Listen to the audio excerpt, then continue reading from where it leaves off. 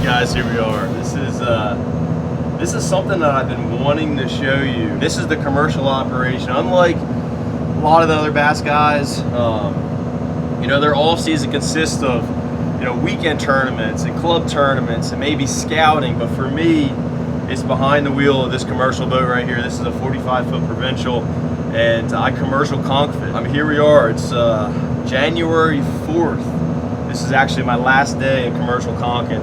I'm pulling out the rest of my gear, and I want to take you guys for a ride on a little bit of what conch fishing is in New Jersey. Man, it's hard work, it's dirty work, but it's something that, for whatever reason, I've got a passion for, and you guys are going to see what it's all about. But right now, it's actually a little later than what we normally start. It's about 6:15. Normally, we meet at the dock at 4 a.m., but right now, we're just pulling out gear. You know, I fish about 500 to 600 traps, generally pulling 450 a day, but I've only got about 160 left to clean up. And you know, this is gonna be the end of the season. You guys are gonna see some pretty cool things. We catch a lot of cool things in these traps. But I'm gonna take you guys for a ride. And it's not bass fishing.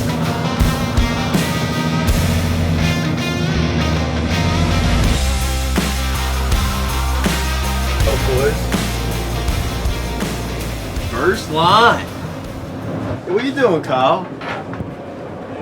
I brought my boy with me. Hold on. Hey, real quick. I just came to, you know, rep the ground a little bit. All right, so basically this is what we got, guys. So right now, pulling up to the first buoy, and we run trawl line. So basically, there's 40 traps connected to this buoy. There's a buoy on the front, buoy on the back, and we're gonna hook up to it right now. We have 4 lines today. So this line right here, you can see it's red. This is actually a requirement for the whales. You have to mark your line. But this is just red bottom paint. So the ends are connected to the first strap. That's the line that potentially, you know, something can run into. So here we got first strap of the day. What we got? Oh, we don't got much. We got a couple small ponds, got some white leggers. That right there is not a good sign. But again, this is the end of the season. So pretty much what makes it the end of the season is water temperature. Water temperature's down to like 45 degrees. Once that water really drops into the 40s, things start to slow down. So we're not pulling a gear just because bass season's starting, but really we're pulling gear because the season's over. So pretty much all the conch fishermen in the area, they're all doing the same thing and pulling their gear out. Yeah, see, that right there is what you want. Hey, this targeted species right here. So this here, let me show you real quick. So that's about a 7.5 inch conch. And if you come over here, this is how we measure them. So basically, we've got 5 inch, which is minimum length for a conch. This line right here is 6 inch. That top one there is 7. We get paid the most. That one right there is about a 7.5 inch conch. That's a smoothie whelk. That right there is targeted species.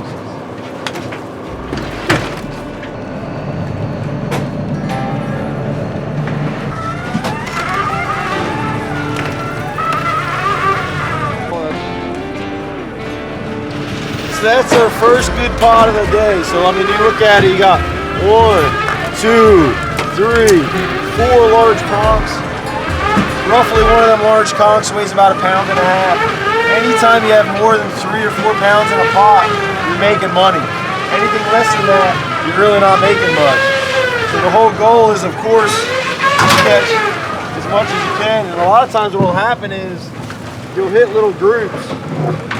Right here, the next pot right after that, it's only got 1 large conch and it's got 3 or 4 small ones, some non-scorables. I'm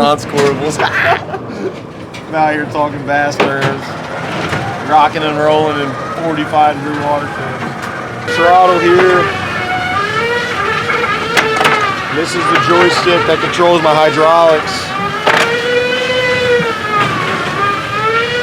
This is about as close to a video game as you'll ever see me play. we got here? So you guys seen, if you haven't seen yet already, make sure you guys hop over there and check it out. Well, you'll see our tog video where we catch these big blackfish in Jersey. What you'll see in that pot is the white-legger crab. That's a crab that we use for bait. It's candy for them big togs. You see Kyle, he's over there, he's sorting them out too. You can see that graph. Basically what I'll have is I've got a front marker, I put a dot on it. In between I put a flag. And then on the back side, I put another dot. So the dot basically knows and tells you, which direction the line goes. And we're approaching the halfway mark because I see that flag coming up. Each one of these lines has 40 traps on it. And I look back there, it looks like we have about 15 traps already stacked up. So we'll run on average 12 or 13 lines in a day. But today we only have 4 out here. And Colt himself will lift and stack 450 traps a day on average. These things are 40, 50 pounds. That's another decent trap. You got a couple large conchs in there. I mean, it's not uncommon to have 6, 8, 10 large conchs in a trap. And those are the days that you make some money out of it. Another nice pot.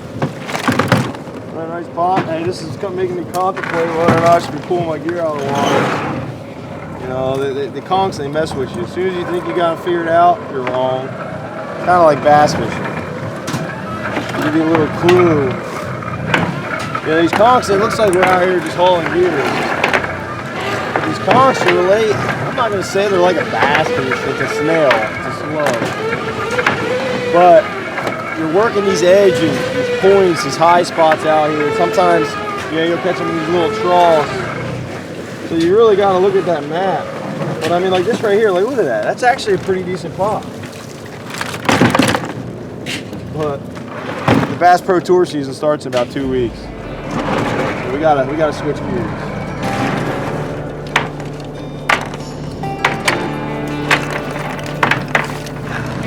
That was that first line. I got pretty much all this gear in this one little tight area, so you're gonna see.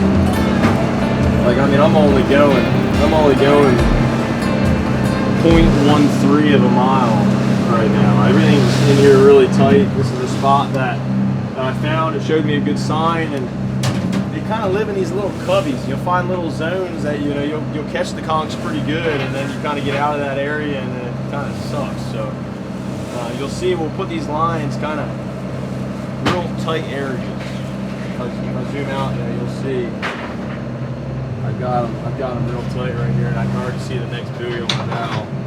If I zoom in, that purple dot, that's right where it should be. And it kind of blows my mind, man. We have really good electronics, and Simrad, they're a sister company to Lowrance.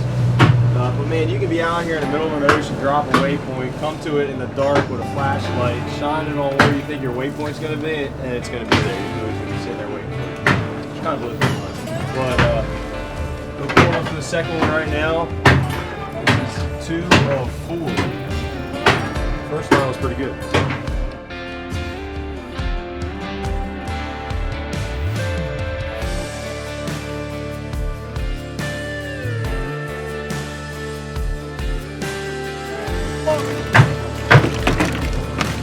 These traps are freaking pretty damn good right now, honestly. Kyle's better at making them work. Oh, there he goes.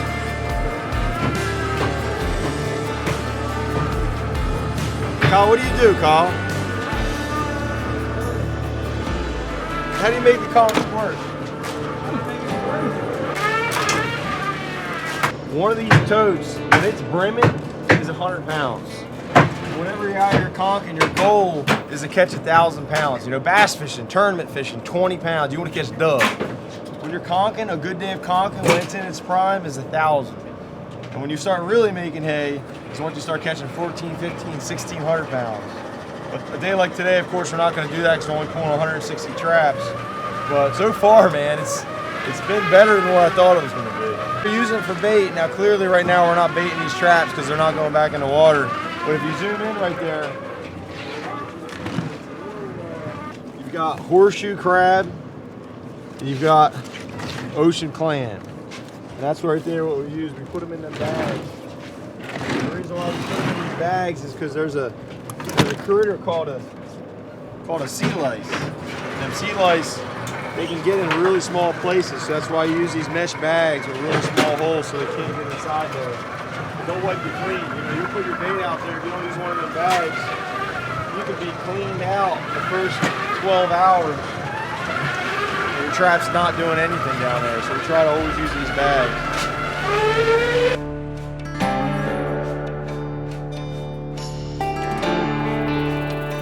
He's about the big cups. I'm about the super king size, but I don't like sharing. However, my man behind the camera. Yeah. I see you. Reese Peanut Cup, man. It's hard to beat. I got a question for you guys. Back in the day when I was a kid, I used to eat around the outside, and then I used to eat the middle. But now I just get it, I eat the whole thing. But all I want to know, how do you eat a Reese's Peanut Butter Cup? For me, they gotta be cold. I don't jack with them warm ones. They're a little gooey. Forget about it. All right, Cole, you ready?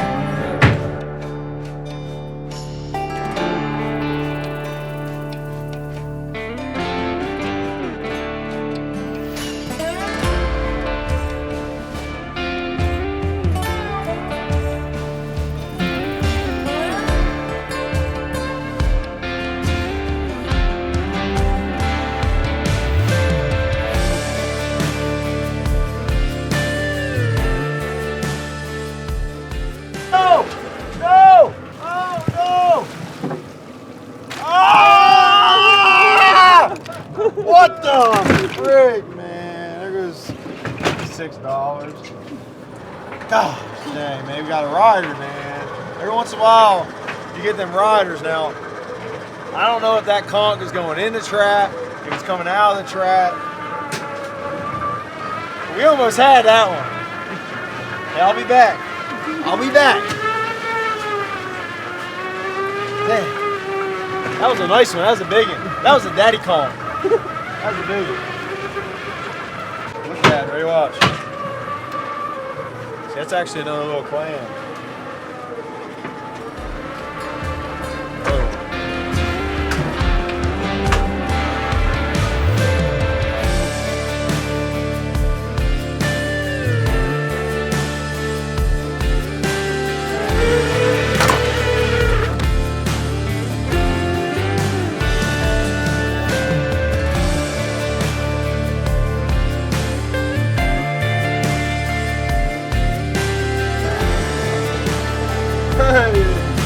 Every time I come out here, of course I gotta wear the beanie because it's freaking cold out here.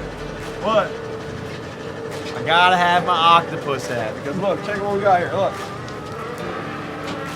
this is a very, very small one. You catch big ones. Watch. Ready? He's gonna ink. Ready? He's gonna ink.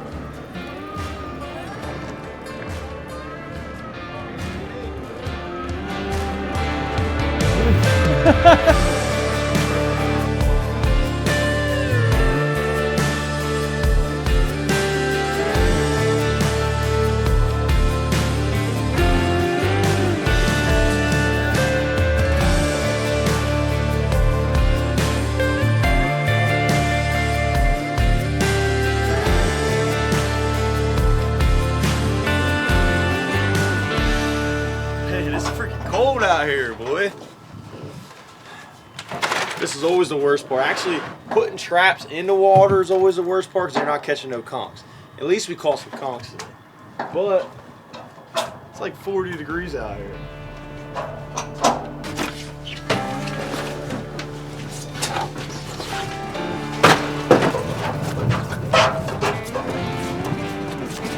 BJ's gonna walk off the dock.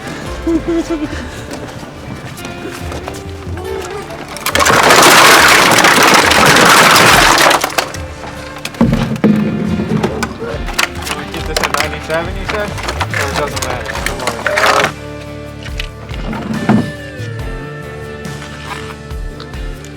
heavy. That's heavy.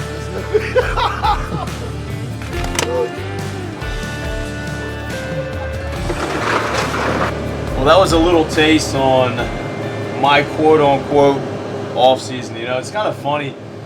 You know, everybody's, you know, we're fishing, we're going wide open, and it's like one term after another, and there's a lot of stress because, you know, you're always trying to make the championship and worried about requalifying, this and that. And then guys, you know, they climb up a deer stand or, you know, they start shooting ducks in the fall, and that's their break. For me, there is no break.